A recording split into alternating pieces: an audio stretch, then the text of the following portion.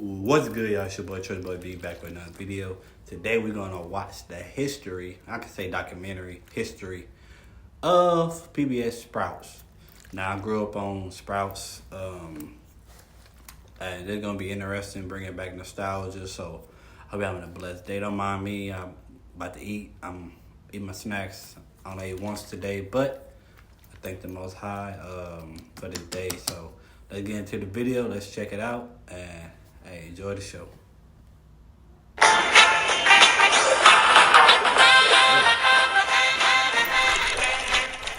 Jerry!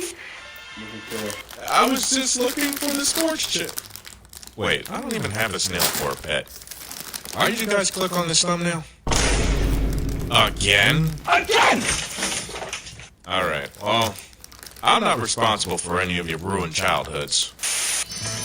Illuminating television.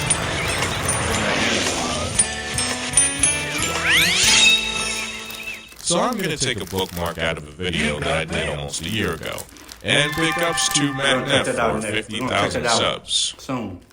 Definitely go check out his channel. PBS Kids would make a 24-hour channel to compete with Noggin in 2001, because Sesame Workshop would have a problem already with giving over Sesame Street pay rights to Nickelodeon in their combined venture. PBS Kids sought to compete to get back at Sesame Workshop, which would fail miserably. Noggin during this time would get old Nick Jr. shows transferred onto the channel, as well as a new Sesame Workshop original, Play With Me Sesame. In turn, Noggin would be tuned into 23 million homes, while the PBS Kids 24-hour network would only get played in 9 million homes. The 24-hour network would be dropped by most cable providers, with DirecTV being the first to do so. By October 20th, 2004, Comcast with Hit Entertainment, Sesame Workshop, and PBS Kids would join forces to create PBS Kids Sprout. PBS Vice President Duran Tripp quoted this venture to, quote, strengthen the competitive positions while at the same time, quote, be consistent with PBS values. At this time, it would only be in promotion. While this was going on, PBS decided to use its local stations to cross-promote PBS Kids Sprout. Here's how they did so.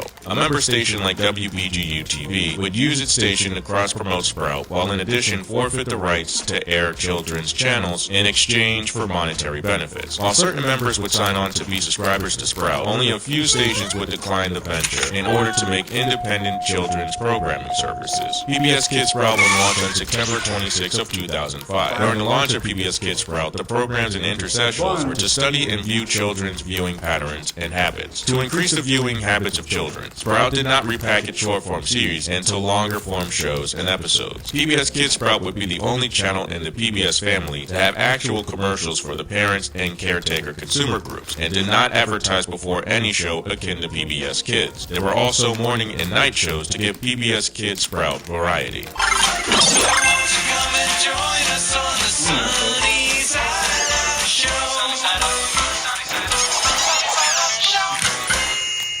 Sunnyside's concept came from Andrew Beecham, the vice president of PBS Kids Sprout. Andrew would pitch that kids watching the program would love to see PBS characters, weekly themes, and submissions from viewers. The block would launch 2 years after Sprout's launch on September 26 of 2007. It was known as the Birthday Show. The main hosts Kevin Yamada and Kelly Vrooman would also have Chica the Puppet as the three main hosts for the show. The day would start with Chica telling kids the date and time and what the schedule will be for the show. Many of the segments would be interactive, as most of them required kids to go on the Sprout website and interact with the programs to see their drawings or choices regarding Chica. Guest stars were also a part of the show, such as Big Bird, Barney, the Wiggles, and other preschool characters and musical acts. The original set was stationed in Philadelphia, Pennsylvania, and then switched over to 30 Rockefeller Center in Manhattan, New York, inside NBC Studios. In later recordings, the show would also use guest stars from the Today Show as after-show guests.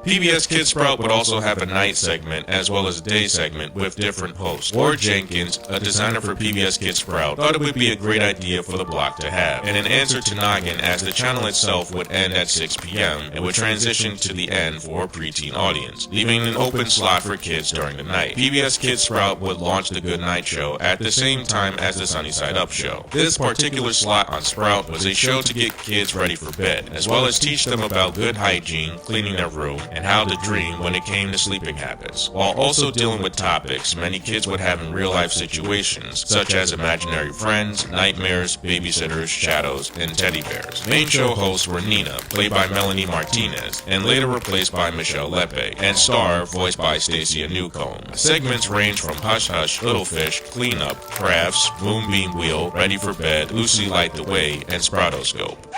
Many special interest groups, such as the Campaign for Commercial-Free Childhood, critiqued it as the, quote, TV version of a sleeping pill for toddlers, going as far as to say it was worse for kids to watch when it came to going to sleep. Harvard University psychologist Sarah Lynn would caution Sprout to shut down its programming for the exact same reason. To interject, Sprout president Sandy Wax would claim that the program itself was designed for parents and caretakers, not to be used as a method for sleeping, but to teach kids good sleeping habits and to help them understand the importance of a good night's sleep. While at the same time, the Good Night Show host Melanie Martinez would be fired after being involved with a commercial 5 years prior to being hired for Sprout or a website called technicalversion.com. Apparently, the two commercials were described sexual in nature. Something on the lines of, I thought what you were doing. No, it's flipping.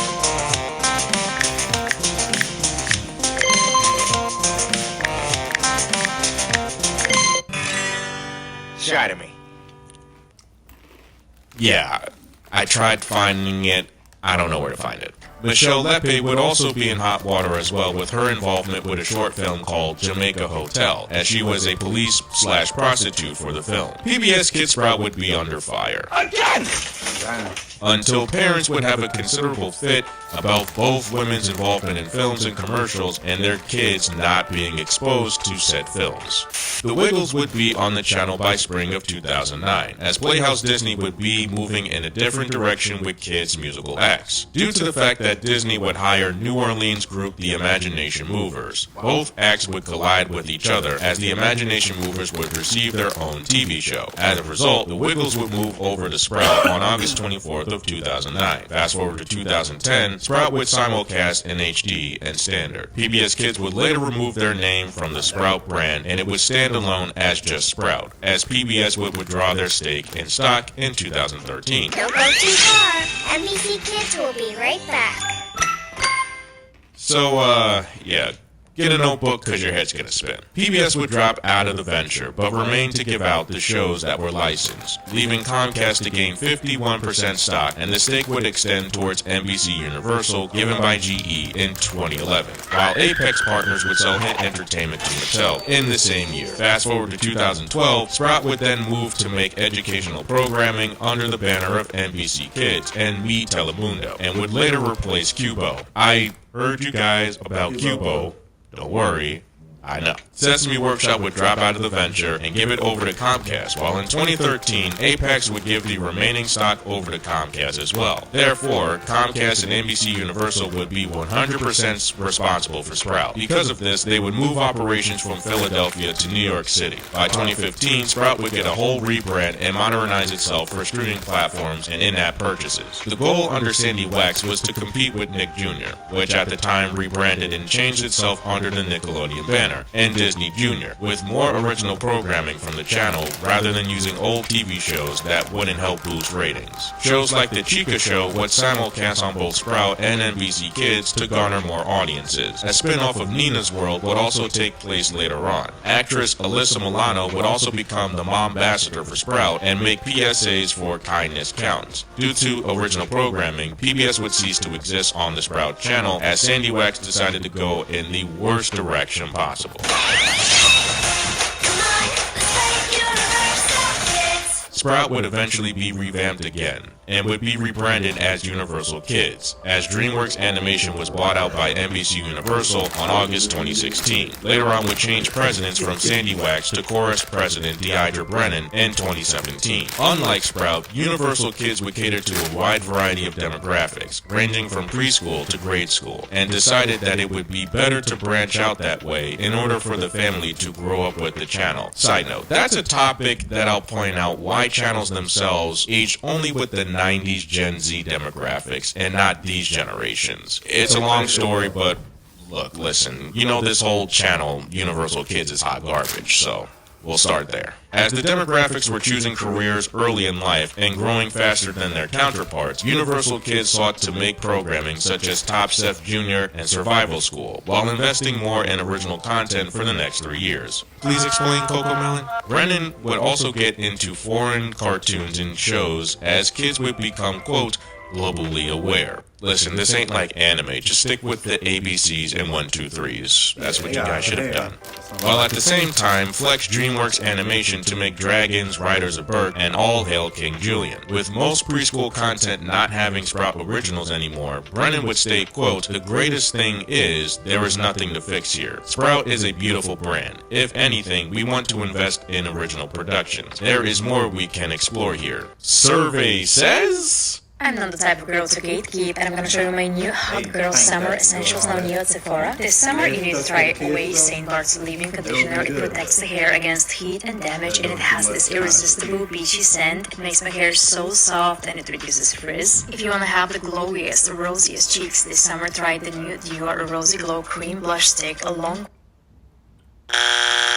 The ratings were very low considering every investment, and was viewed lower in comparison to Sprout. According to IndieWire, the channel saw significant declines in the last 2 years, 30% by 2017 and 75% by 2019, leaving most staff to be unemployed and Brennan to eventually step down and be replaced by Francis Berwick. At this time, the channel would rely heavily on less staffing, new logo redesigns, and DreamWorks animation rather than making originals and moving titles over the Peacock. These designs wouldn't be enough at the time during the age of streaming services, as many kids channels would take a backseat as main channels would be seen as rerun mills. Universal Kids would rank 141st according to Variety. This is going to be relatively short. Due to being ranked last in kids programming and NBC Universal making cable properties into a separately traded company, Universal Kids announced that it would shut down on January 6 of 2025 on various cable providers with a March 6 indefinite close date. On March 6th, the last thing seen on the channel was an interstitial segment from Norman Pickle Stripes, and after that, the blue screen of death, notifying customers that it is no longer in service. That's all, folks. PBS Kids Sprout wasn't going to age well with future generations of kids, mainly due to the fact of the many cooks in the kitchen trope. A bunch of companies who were successful in their own regard came in and said, yeah, you want to do this thing? I mean, yeah, it's not going to last long anyway. And aiming to make a channel that was going to over-compete in an already saturated market. Marketing mainly came from Comcast, as PBS saw it as a financial burden on itself, and would prove so by dropping out and giving it all over to Comcast to deal with it. Many will say that Sprout was a part of their childhoods, and I can reason with that. However, it was a sinking ship for a lot of shows, IPs, and musical acts that were fading with time and relevance. It wasn't until Universal would own Comcast and then revamp Sprout to Universal Kids after more of the founding members would give up on the channel. Investments wouldn't help either, as this was the time when the internet and streaming services were taking over, and as people were laid off, change of presidents, and relying only on DreamWorks, its shutdown was inevitable. Also, you really want Universal Kids to keep going because you know that they had this brain rot on the channel, so why would you still want it? Epilogue.